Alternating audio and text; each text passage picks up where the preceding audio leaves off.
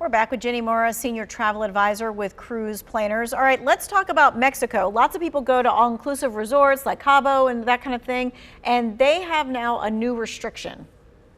They do. So you are now, the biggest one applies to computing devices. In other words, you cannot take a laptop and an iPad without getting you have to pay a tax when you arrive. Same thing, phones. A lot of people carry multiple phones. You have a limit of only 3 phones that you can take in. They're trying to avoid people selling these once you get into Mexico. So just be prepared that you are going to have to pay a tax. And it's about a 19% tax on what they consider the value of that extra device is. 19% of the value of the device. Okay, gotcha. All right, so this person's asking, Main Plus domestic cabins are often close to first class upgrade price. Is it worth upgrading? Well, I always say it really kind of depends on where you're going. If you have a short flight, not necessarily. If you're going, of course, across the Atlantic, traveling, 6-7+ hours, and you really want to get going, then I say yes, it is worth it. But make sure you look at the type of plane, because that's key. Sometimes different airlines and different planes will refer to a first class, and it's totally different on each plane. Gotcha. Okay. So someone's asking, how do I initially just get a passport? They're not renewing, so how do they initially get one? So the government State Department has a website, and you will go there and they have all the complete instructions on what you need to do.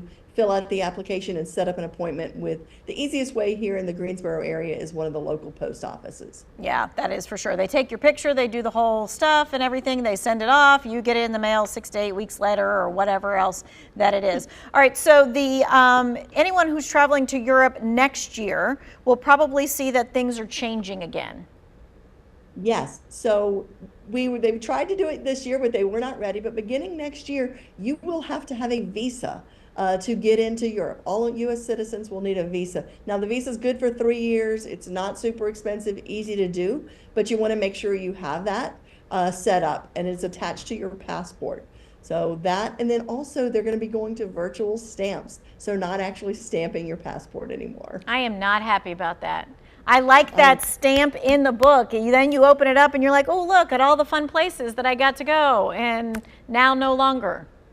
That's right. But if you run out of pages, then you're in trouble too. So I suppose so. That's a different kind of problem to have. All right, so what happens if you're taking a family cruise and you're taking your kids with you? Do they need passports? Can you just use a birth certificate? So it does depend on where they're going. But as long as they're leaving from the United States, returning to the same port, most, and I key that and stress most, there are some islands that still require a passport for you to board the ship. Now, with that being said, heaven forbid there is an emergency. I don't care what the emergency is. If you do not have a passport, it is very difficult to get you back into the United States. Medical emergency, whatever. So we always recommend a passport. Whether it's required or not.